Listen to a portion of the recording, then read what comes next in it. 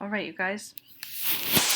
So much has happened since we were in lecture together last Friday.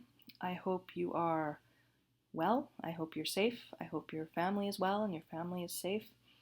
Please stay home as much as you can. Please make sure you're following health advice that we're being given and that's being updated daily.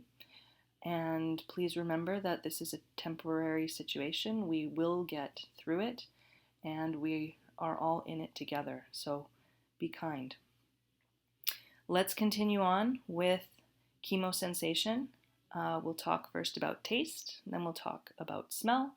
There's a lot of overlap between them. Much of what we perceive as taste is actually smell, and you know that if you've ever tried to enjoy your favorite meal when you've had perhaps a cold of some kind.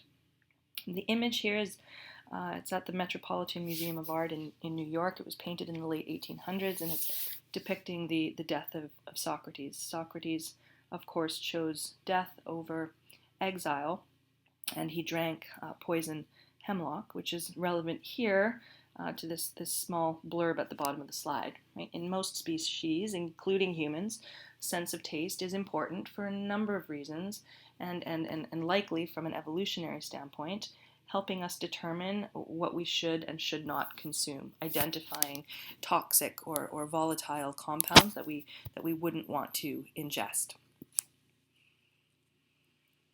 All right, lecture objectives. I won't read through them for you. You can read them on your own, and this is our general trajectory and things that you'll be responsible for. And if you need another source of information, Byrne and Levy chapter 8 is fairly good, but I've put an asterisk here, meaning I've loaded up the slides with information from other sources, so you'll probably want to use the slides as your primary resource. Our general trajectory, as usual, will be to start off with as much anatomy as we need to talk about the physiology, and then move into the physiology. Okay, so chemical senses depend on chemical stimuli. So chemical stimuli may be odorants in the air, or maybe tastants or chemicals in food or drink. And I mentioned the importance of taste, and the same would be true of smell, right? If you have a really visceral response to an awful smell, then maybe that's a sign that that's maybe something you shouldn't go near, something that could be dangerous to you or toxic to you. So that's important, and perhaps these two senses didn't have the same survival value as something like vision, but it certainly had other, was important for other reasons, contributed to quality of life, and there's chemicals in food that activate or contribute to a number of different types of digestive processes. 5 elementary taste qualities. I'll remind you what those are. And perceiving a flavor is due to activation of those 5 different elementary taste qualities in different combinations. Odor, there's not just 5. There's more like 400 to 1,000 different primary odorant receptors, depending on which source you look at. They're all GPCRs. So this is a huge family of G protein coupled receptors, and they make up a significant portion of the human genome. And olfactory coding and taste coding are similar. We perceive different scents, different smells, different odors through combinations activating these primary odorant receptors in different combinations. There's just a whole lot more primary odorant receptors when we think about smell compared to taste. Okay, so taste buds. Let's start with papillae. So papillae are small infoldings or outfoldings, depending on which way you look at this diagram, that are found on the anterior, posterior, and lateral surfaces of the tongue. Depending on where we look, anterior, posterior versus lateral, we'll find slightly different types of papillae, and those are referred to as circumvallate, foliate, and fungiform, respectively. So slightly different shapes, slightly different anatomy, but the key point is that all of these papillae contain taste buds. There's several thousand taste buds spread over the surface of your tongue, and each of them contains somewhere between 50 and 100 different receptor cells. And remember, the receptor cells, there's 3 flavors, type 1, type 2, and type 3, and we'll get to that in a minute. And then if we go up here to the top of the slide, we think about taste papillae containing taste buds on the tongue, but they are also present to a degree on your hard and soft palate, on the roof of your mouth, your pharynx, your throat, and even your larynx, though those will play much less of a role in your perception of taste, which is largely the greatest density, the highest concentration of taste papillae and taste buds will certainly be on the surface of the tongue.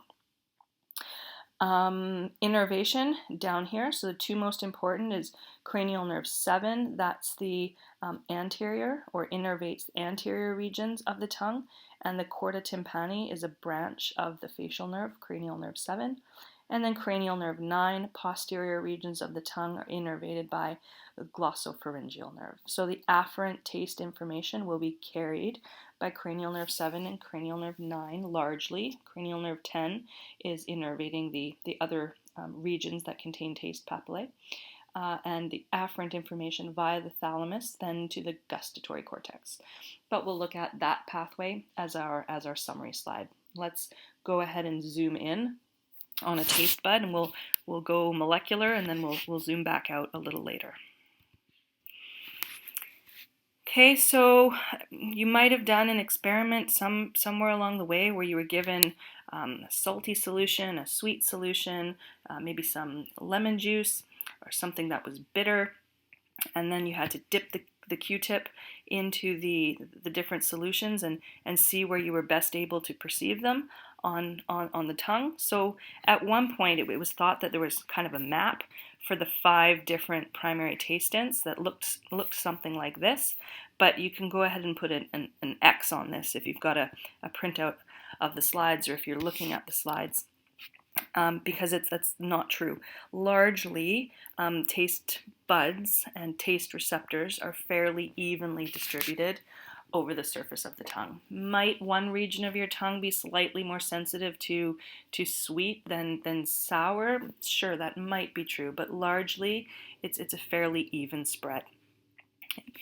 So the 5 primary taste sensations, 5 primary tastants: salty, sweet, sour, bitter, umami, and you know that already, but you also need to know the compounds, right? So salty is specifically the tastant is sodium chloride, sweet, sucrose, and other monosaccharides.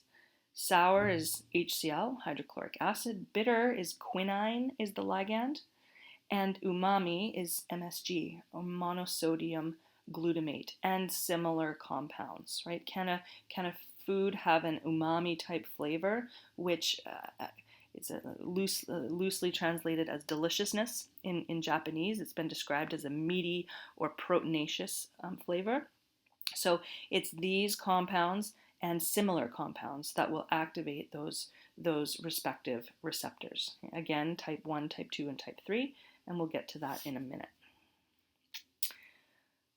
Okay, so now we are zooming in on a taste bud, and we're looking at just a few. Remember, there's actually more like 50 to 100 different taste receptors that are present, but we want to now delineate the 3 major types. So we'll just look at a few.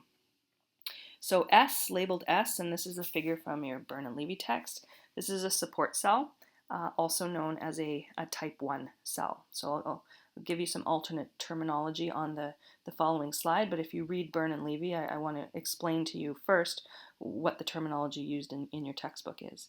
So S is a supporting cell, does just that, structural and maybe biochemical support.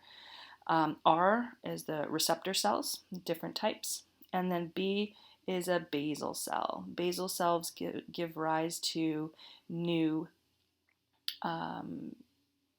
receptor cells, right? You can kind of think of them as like a partially differentiated stem cell pool. If I haven't mentioned so far in the course, cells that are exposed to the external environment, think the epidermis of your skin, think your GI tract, right?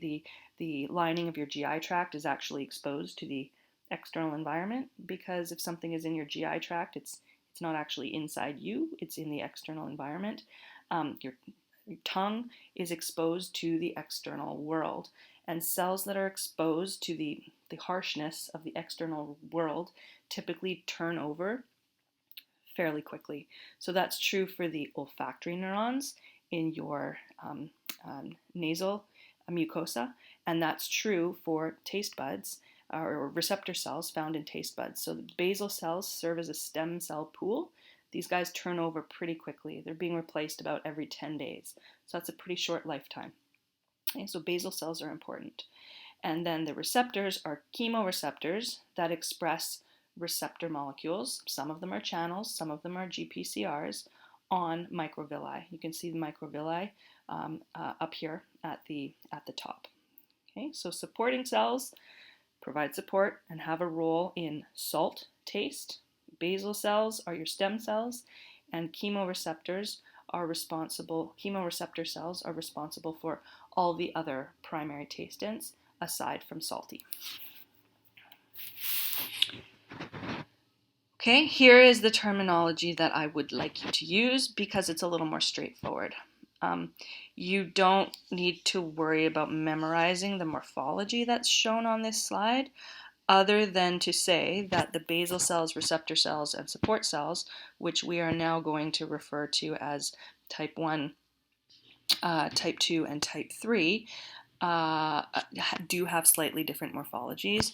They have slightly different structure in terms of their microvilli, but that's a little too much anatomy. You don't need to worry about it, other than to say that there are morphological differences that will be related to their different functions. Okay, so I'd like you to add basal cells here. So I'd like you to know that the basal cells are there. Let's see how can I write? This is going to be terrible. Basal cells. You know what those are doing. That's the stem cell pool. Okay, so yes, there's basal cells, and then we're going to leave them alone. We're not going to talk about them any more than that. So type 1, what we just called the support cells, we're going to call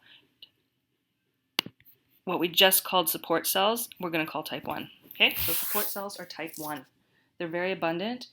They provide support, and they also have a role in salty taste. We'll talk about the signaling mechanism briefly in a minute. And then the other two, the receptor cells, we're going to split the receptor cells into type 2 and type 3. And we're going to split them up because they have different signaling pathways. Right? One is metabotropic, and the other is ionotropic. So type 3 receptors mediate salty and sour. And type 2 receptors are metabotropic. They express GPCRs that respond to sweet, bitter, and umami. Okay, so salty and sour, ionotropic. Type 3, sweet, bitter, and umami, metabotropic. Type 2. Okay, basal cells, support cells, which we're now going to call type 1, and two types of receptor cells, metabotropic and ionotropic, type 2 and type 3. Hopefully that's clear.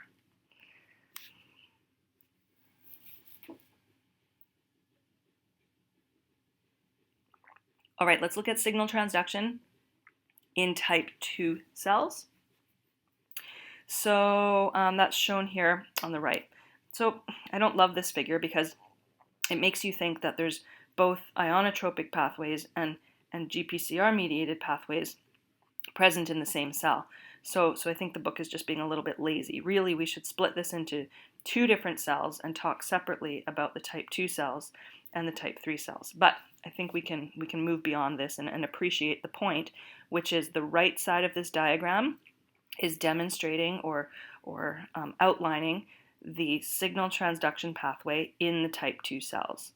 And the left side of this diagram is highlighting or showing the signal transduction pathway in a type 3 receptor cell. But any given taste cell cannot be both type 1 and type 2. It is either type 1 or type 2. Okay, so if you can just make a note of that so you don't get confused, then we can move on and talk about the type 2 cells on the right. So these are GPCRs. So if you've got your iPad open at the same time as you're listening to this, and you can make notes on the slide PDF that I posted, or take notes by hand. This is GPCR in purple. And the ligands for GPCRs, sucrose, quinine, or MSG, or similar compounds.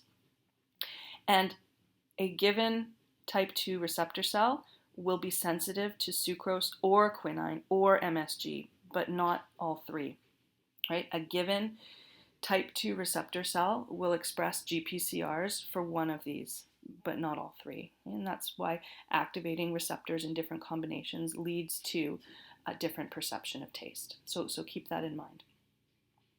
Activation of, okay, well, what's downstream of a GPCR? If we were in lecture, I would ask you what's downstream of a GPCR, and you would remind me that it's a G protein, and in this case, we have a specialized G protein for gustatory pathways, and it's called gusducin. Okay, gusducin is the G protein that is expressed in taste receptors.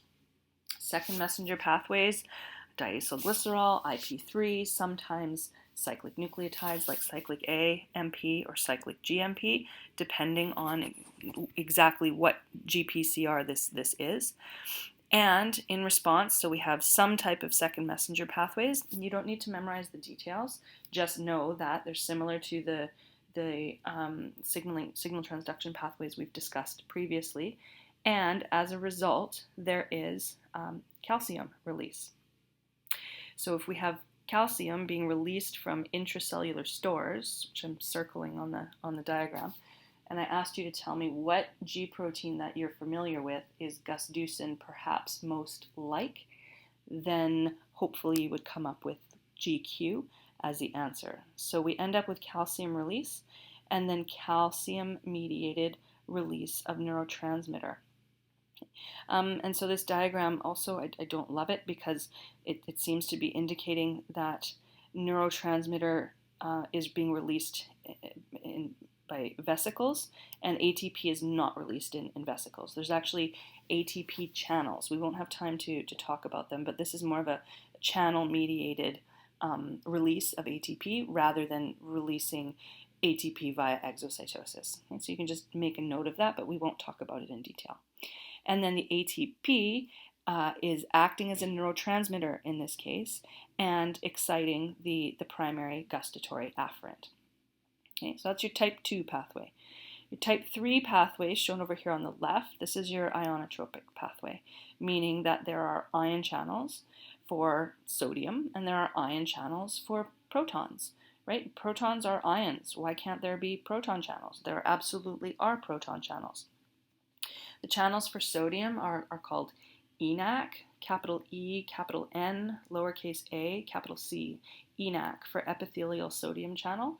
If you go on and take 307, you'll learn more about those channels there. So ENaC channels are expressed in type 3 cells, and other type 3 cells express proton channels.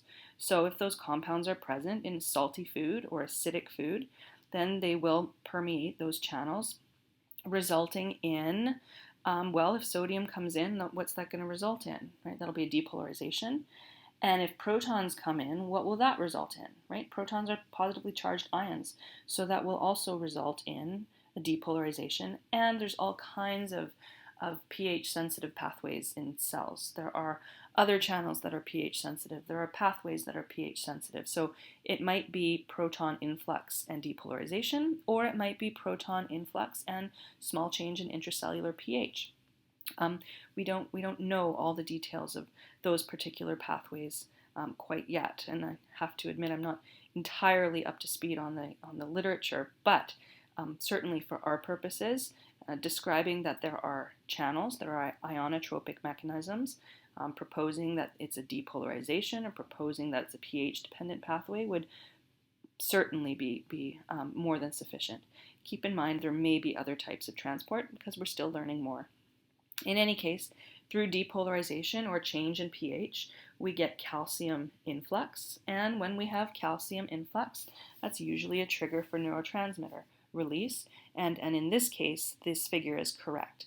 The neurotransmitter released is serotonin, and it is released through exocytosis, similarly to neurotransmitter release we've been discussing or have discussed earlier in the course. Same idea. Serotonin will act on the primary afferent, excite the primary afferent, and you'll get an increase in firing rate in the primary afferent in response to that particular tastant, salty or sour. Okay. So hopefully that makes sense. And then just a key reminder that a receptor cell will be either type 2 or type 3, but not both at the same time.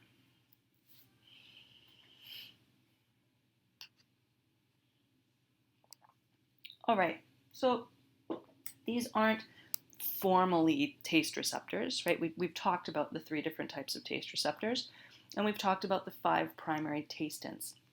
But there's other layers of flavor in food, right? So we can call these taste receptors, but we'll have to put quotations around that because these are not true taste receptors. But if you, sorry, I'm just going back a slide.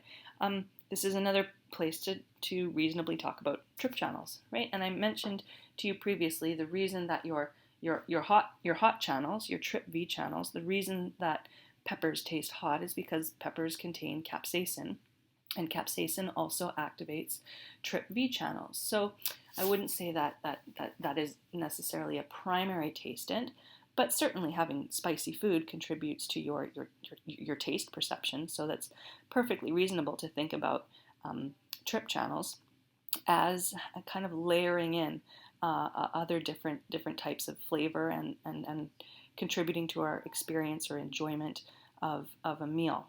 So you can look at you can look at heat scale. So this is the Scoville heat scale. And you can take a look at this and maybe figure out where you are on this Scoville heat scale. I'd be here. I'm in like jalapeno land. I can handle jalapenos, light serrano. I'm okay with like a small splash of Tabasco, but I'm definitely down here in mild land. And I would never consider that serranos were mild, but they are when you think about the Scoville heat scale. So have you ever tried any of these peppers? Scotch bonnet, if you've heard of it, Moruga scorpion. So people breed chili peppers, and there's like a competition to make the spiciest chili pepper in the world. So this is a pretty recent Scoville scale, but it's already been outdone. The Carolina Reaper has outdone the Moruga scorpion for being the hottest pepper on the planet. And you go any higher than the California Reaper, and basically you're talking about pure capsaicin. And so you can read on this slide what it might be like, what the experience of consuming a pepper with that level of heat on the Scoville scale would be like. It would most certainly not be at least for me, a pleasurable experience. Okay, and so the key takeaway here is that TRPV channels are thermosensitive. They're expressed in receptor cells, right? The same taste receptors that we're talking about. They also have trip channels, and they will open in response to heat. Yes, so your meal tastes hot, right? Hot food versus cold food. I mean in terms of temperature, but also to capsaicin. So your meal will taste spicy to some degree, depending on if you eat foods containing peppers, which does have a link to capsaicin. Largely is good for you to a degree. There have been some links made between diets that are richer in at least mild hot peppers and different types of health benefits. But in any case, that's a different lecture. The point is that compounds like capsaicin, like wasabi, like garlic, also layer in flavors to our meal, not because they're primary tastants, but because they're acting via these TRP-mediated pathways. Okay, so we'll finish off with central taste pathways, and the key points are bulleted for you over here. We said cranial nerves 7, 9, and 10 are important, and these cell bodies reside in the geniculate, petrosal, and nodose. I should have a circle around all of those for you on this slide so you can find these cell bodies of the primary afferents that are innervating the anterior, posterior regions of the tongue, as well as the pharynx and larynx. So you can see all of that down here at the bottom right. And then the afferent fibers enter the medulla, specifically in the solitary nucleus. So that's got a circle around it here. And then we project to the pons, also has a circle around it here, the pontine taste area. And then the pontine taste area projects specifically to the ventral posterior medial, or VPM, thalamus, and that's largely an uncrossed pathway, though there is some crossover that you can see here in green. And then we'll finish the rest of the pathway on the next slide here. So from the thalamus, gustatory information is routed through the thalamus. We end up in the primary gustatory cortex, which is divided into a couple of different regions, and they are important, respectively, for taste sensation and interoception. And interoception is your perception of what's going on inside your own body. Pontine taste area is here. That also projects to the lateral hypothalamus. We talked about this previously, and we said when there's damage to the lateral hypothalamic areas, that can have significant impacts on feeding behavior and drinking behavior. So it makes sense. Homeostasis, motivation in terms of eating and feeding behavior. So that's regulation. It's homeostatic regulation. And also to the amygdala. So this is your emotional relationship with food, perhaps reward, pathways that are activated in terms of different types of food, and so on. So there's a large number of structures that are involved.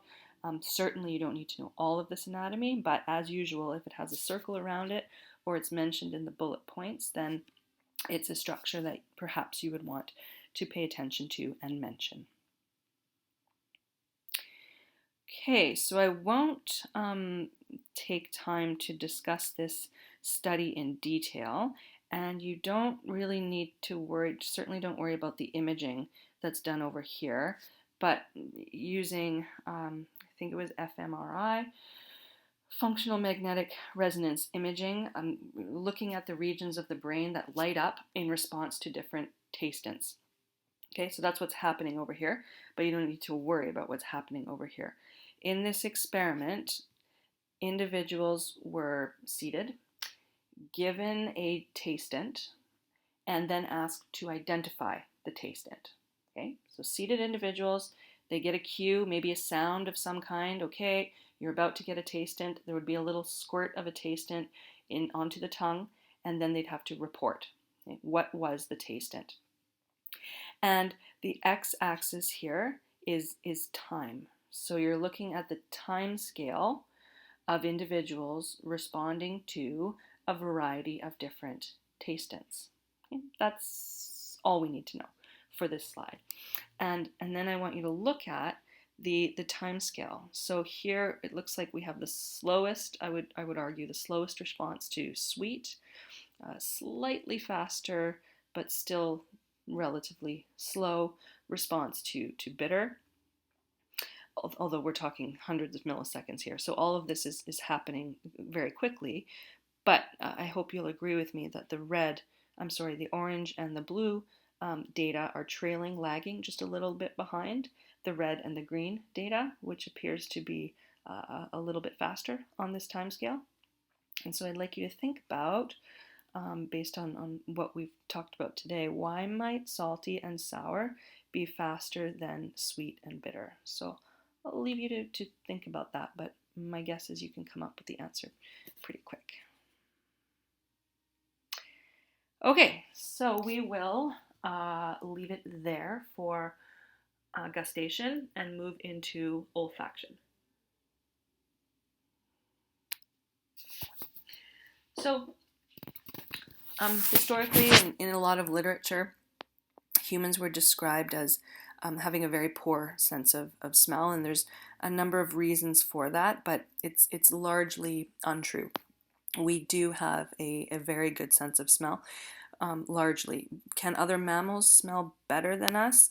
Would I challenge my beagle at a smell competition? No way. My beagle can most certainly smell orders of magnitude better than I can. But largely, we do have a very good sense of smell, which makes sense if we have 400 different olfactory receptors that are encoded in the human genome. So I won't read this to you. I'll let you read through it on your own. And I think I've got a supplementary article if you want to know a little bit more about the history, if we have a little more time on our hands these days. I'll let you read through it on your own. But key takeaways: poor human olfaction is a 19th century myth, and that the history behind it is quite interesting. But I'll let you read through it for curiosity on your own time.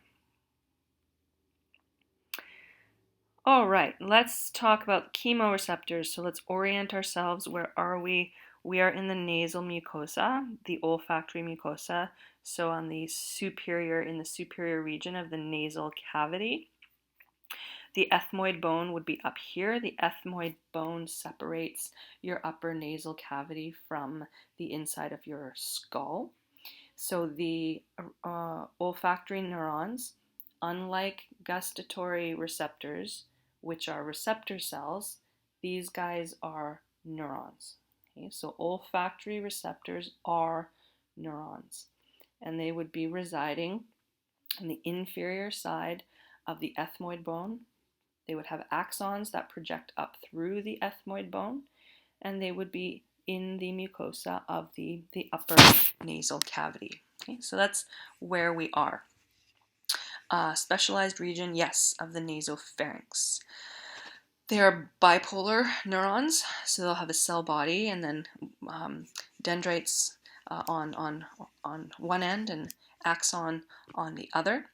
And we can think of the dendrites in this case as being cilia. You can call them dendrites or you can call them cilia.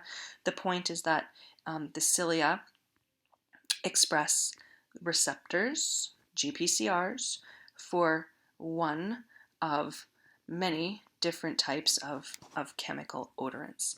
So like we saw in the gustatory system, each olfactory neuron will express one, or maybe a couple, but let's go with one type of GPCR, making that olfactory neuron sensitive to one odorant, or largely sensitive to one odorant or class of odorants, right? So it's not the case that each olfactory neuron expresses all 400 of receptor cells. No, because then there wouldn't be a way to selectively excite different combinations of olfactory receptors if they all expressed all of the receptors, GPCRs.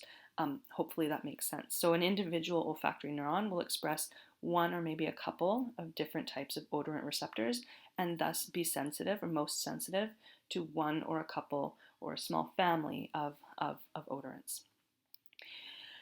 Okay, and in order to interact with a receptor, an odorant needs to first dissolve into a fluid, a mucus layer that overlays all of these olfactory neurons.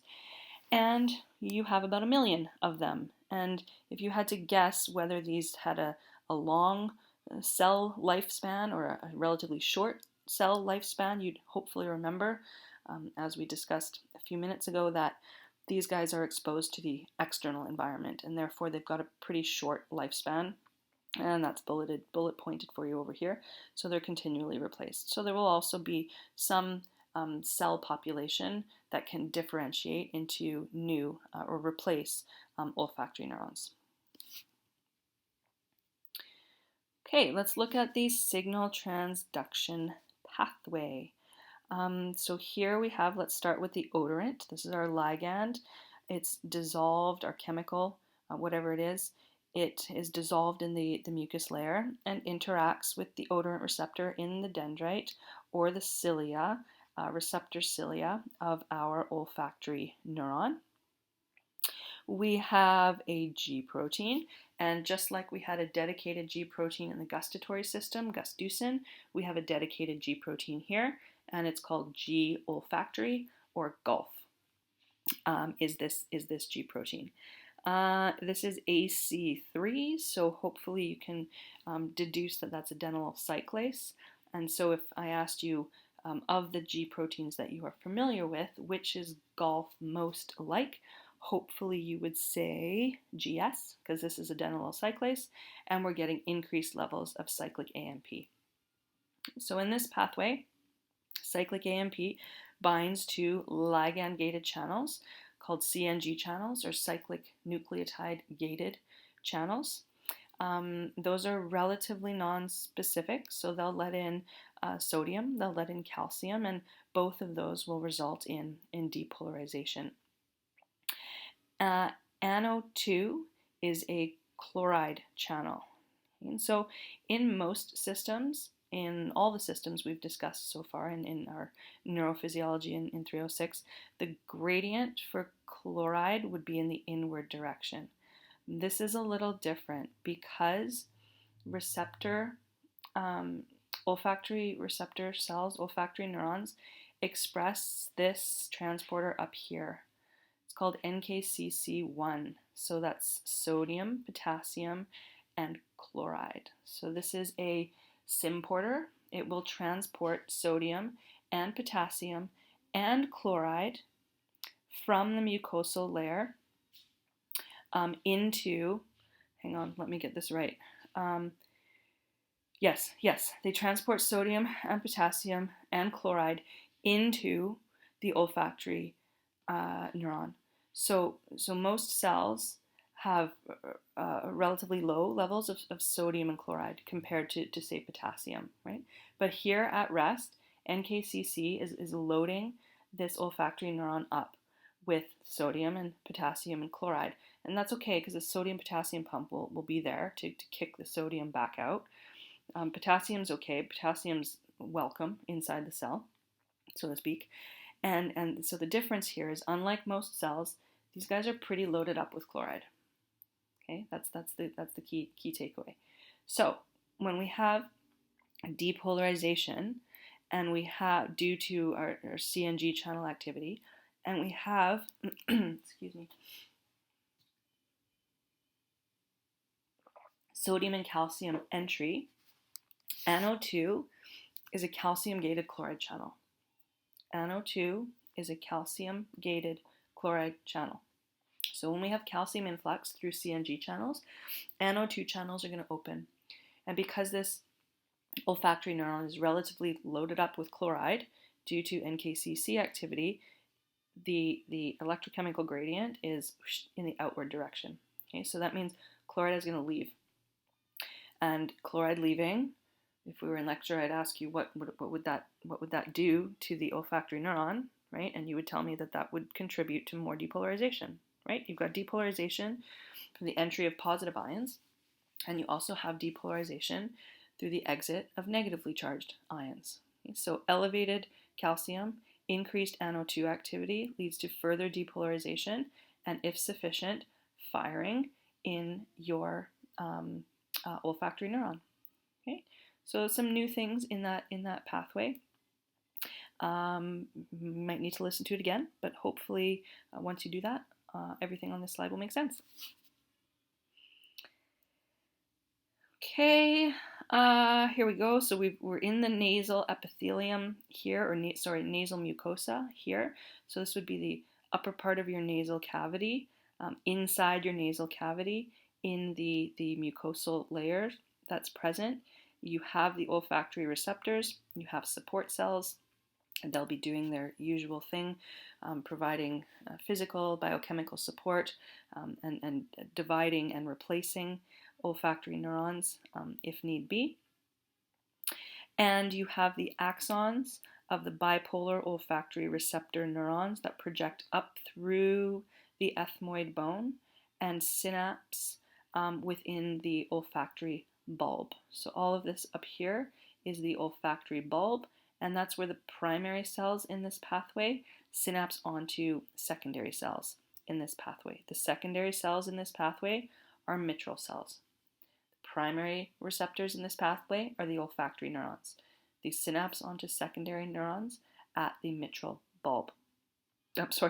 they synapse onto the secondary cells, which are mitral cells in the olfactory bulb. Okay, there's other cells that are present, granule cells. Don't let that confuse you. We talked about granule cells in the cerebellum. This is just another instance of cells that are called granule cells. They are interneurons, and there are periglomerular cells, which are also interneurons. And so I'd like you to know that they're there. They're important for things like lateral inhibition and providing specificity in our perception of different types of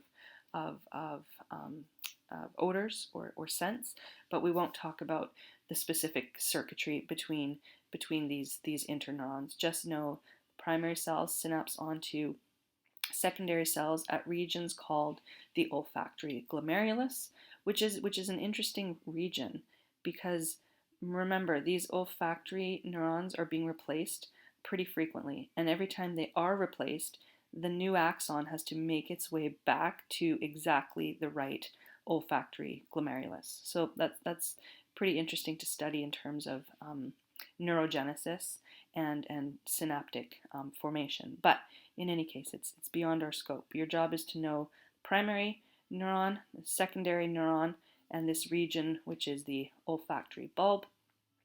And then the olfactory tract and the olfactory nerve, we should see on the next slide. Yes, here they are. So now we're zooming out and we can see all of the structures that you'll need to know in terms of olfactory pathways. You have your olfactory nerves, right?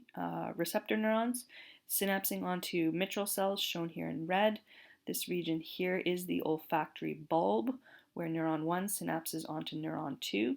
The axons of neuron 2, the mitral cells, together form the olfactory tract, and the olfactory tract projects to the olfactory bulb, both ipsilateral and contralateral, so there are crossed and uncrossed pathways here.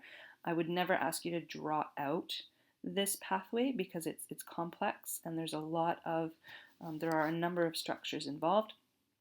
The amygdala, there are also pathways to the amygdala. There are pathways to the prefrontal cortex, and all of those have important functions. But the key one is the olfactory bulb, which of course is at the junction between the frontal and temporal lobes. Okay, so if it's got a circle around it, know the structure. Otherwise, you don't have to worry about drawing the anatomy on this slide or any of the other anatomy that's shown. Okay, so the olfactory bulb does project to the olfactory cortex. There's no obligatory routing through the thalamus, meaning the olfactory bulb projects directly to the olfactory cortex. However, there are branches of these pathways that do project via the thalamus, but it doesn't have to go through the thalamus, is the point. It does reach the medial temporal lobe.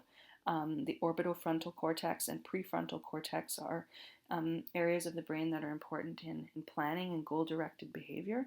I'd just like you to know that odorant information does go to those regions, but don't worry about the details for now. We'll come back and talk about the prefrontal cortex later.